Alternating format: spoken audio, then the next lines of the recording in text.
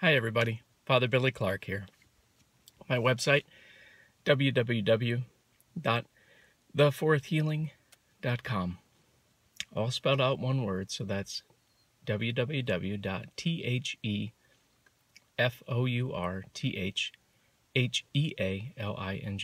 thefourthhealing.com. Today's talk, the Holy Angels. Boy, this is a really exciting one for me to talk about, and for several reasons. Number one, the Holy Angels just way more amazing than we can even conceptualize. And come the kingdom, we'll know all this. But for now, to help us through this time of transition, this huge time of world shift, knowing a little bit more about the Holy Angels will allow for our interaction and help us to call on them more frequently. So one of the purposes of sharing this information with you today is to hopefully make you feel even more comfortable about working with the Holy Angels. The Holy Angels, the first creation, with God, doing everything with Him. Amazing. So they've been at it for a long time, long before humanity was made. And the Holy Angels themselves have many different duties. We're not going to know all of them at this time. Again, that's kingdom information. But there are some that we're well aware of. In fact, the angels are mentioned 290 times in the Bible. They do all kinds of things. So I'm going to list off a couple of them here for you. Dreams and visions. We see that with Daniel. We see in the beginning with creation. And we see even how they come to protect, as they did with Lot and his family.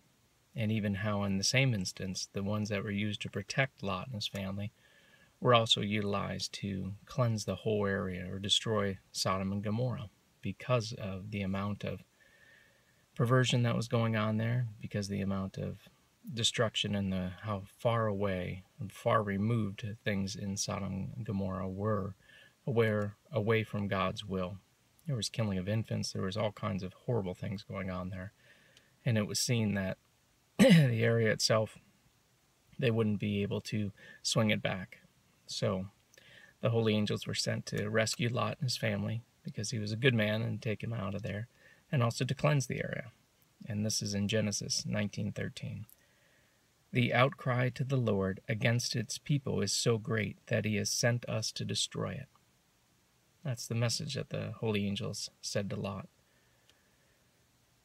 We also see the angel of the Lord calling out to Abraham to stop him from killing his own son. And that's in Genesis 22:11-12. We see it in Jacob's dream. And we see it in Exodus when they were leading the Israelites, the Jews, out of Egypt at that time. We see guidance for Balaam and the donkey. When the donkey saw the angel 3 times and stopped, and Balaam kept beating the donkey, determined to go on his own path, separate from God's will for him. And then the angel finally appeared, and Balaam was able to see it too, and asked for forgiveness, even for beating the donkey 3 times as the donkey stopped. And that's in Numbers chapter 22. For courage and strength, found in 1 Kings 19:5, and even for battle in 2 Kings 19:35. And, of course, announcing good news, like Gabriel did with Mary and the tomb of Christ. So the Holy Angels have many, many jobs, and those are just but a few. But let me describe to you a little bit more about what happens with the Holy Angels and how it works. There is that place of our free will choice, our free will decision making, and that's a huge, huge issue. In fact, you'll see that in a lot of the videos that I've done. The issue of free will is so big that it is important for us to exercise our free will and call upon the Holy Angels for assistance. We even learn about this one and how important it was when Christ himself was tempted by Satan after his 40 days in the desert on his fast. And Satan came to him and asked him to test God. And Satan used scripture describing the holy angels. And that's in Matthew chapter 4, verse 6.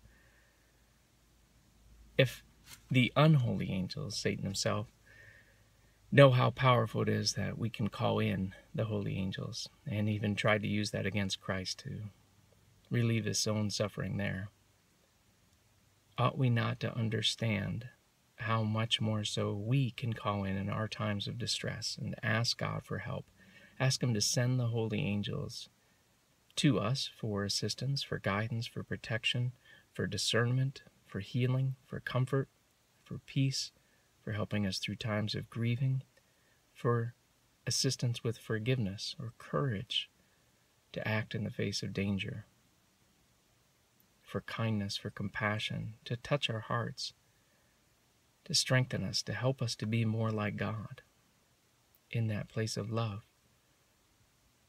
So the holy angels can do any number of things to assist us, and do. In fact, you've got a guardian angel with you who's been with you from the beginning. And if it wasn't for this guardian angel with you, the unholy would have wiped you out as soon as you were born. That is the intensity of the spiritual battle. That is the importance of the holy angels. And that is how important humanity is viewed, that we are to be protected. In knowing that, we can ask for greater protection. And I encourage you, do so. One of the ways you can do that in asking for greater protection is actually reading the divine decrees that are on my website. When you read those closely enough, you'll see how many times the holy angels are mentioned and what they can be brought in to do. So look at that as your homework, if you will. Go read the divine decrees aloud and watch the holy angels come and work. Some of you will be able to see them. And for us to actually see a holy angel, we have to raise our vibration, and they have to slow theirs down. So it's hard to catch a holy angel. It's hard to see them, but it can be done. So I'll encourage you to try it. Let yourself become so bright, and ask the holy angel to slow a little bit so you can catch them. For those of you that can see or hear the other side, one way to assist yourself in knowing which type of angel you're working with, whether holy or unholy, is to ask them one simple question. Do you love Christ now? Do you love Jesus now? The now is important, because before the fall, all the angels did love Christ. After the fall and after his redemption of all mankind, the unholy angels cannot claim to love Christ and still be unholy. They would have to transform him and go back to God. So that's a heads up for you. If you can see or hear the angels, ask them. If they have any other answer to that question, do you love Jesus now? Any other answer besides the answer yes, they are not holy angels. So there's your method of discernment. No matter what they say, they can say, I did, anything but yes. That's not the holy angels. So for those of you who do have gifts and talents in seeing and hearing the other side or working with the angels, test the spirits. Use your discernment, just like it tells us in 1 John. Ask as well for greater discernment. Ask for greater interaction with the holy angels and pray. The holy angels are so abundant and are so many more places than what we think of. For example, you can look up on a dark night and see all the stars, all the planets. There's an angel for each and every planet. Yeah, it's amazing. One here for Earth, right in the center. And as well one on the moon. In culture, a long time ago, people used to be aware and ask the angels for greater protection as they moved about. The way that they would do this would be to create a fire at night and to dance and sing, letting the angel know where they have moved to and asking them for protection. All throughout time, cultures have done this. Many cultures now forget why they do the dance, forget why they light the fire, but still, the angels are there and can help us. Angels have all kinds of different duties and responsibilities, and it's not up to us to figure them all out, but simply know that they're there to help. I explained to you some of them, and that's only a few, but they have so many responsibilities, and more is being asked of them too. So you can keep the holy angels in your prayers. You can ask that the holy angels know how much they are loved and appreciated, that they continue to be true to God, for there is much to do beyond this time. So pray as well. Remember that you can ask that God send the holy angels to you to assist for whatever is needed for you, and as well, send them to others, whether there's places of battle going on in the world, for you know if there's battle, the unholy are involved. So send the holy angels. And it doesn't matter whether it's a physical battle, whether it's a battle for policy in government, or in religions making choices. Ask that more of the holy angels be sent to assist, to guide humanity, to help us to hear God more clearly, and to follow through on His will for us. And a neat thing about the holy angels too, not many will ever mention their own name. There's only a couple in Scripture that do, Gabriel being one of them. So know that, again, if you're working with the holy angels, you don't have to say, invite in any of the holy angels by name. God will do that for you because He knows what the angels truly do and what their responsibilities truly are.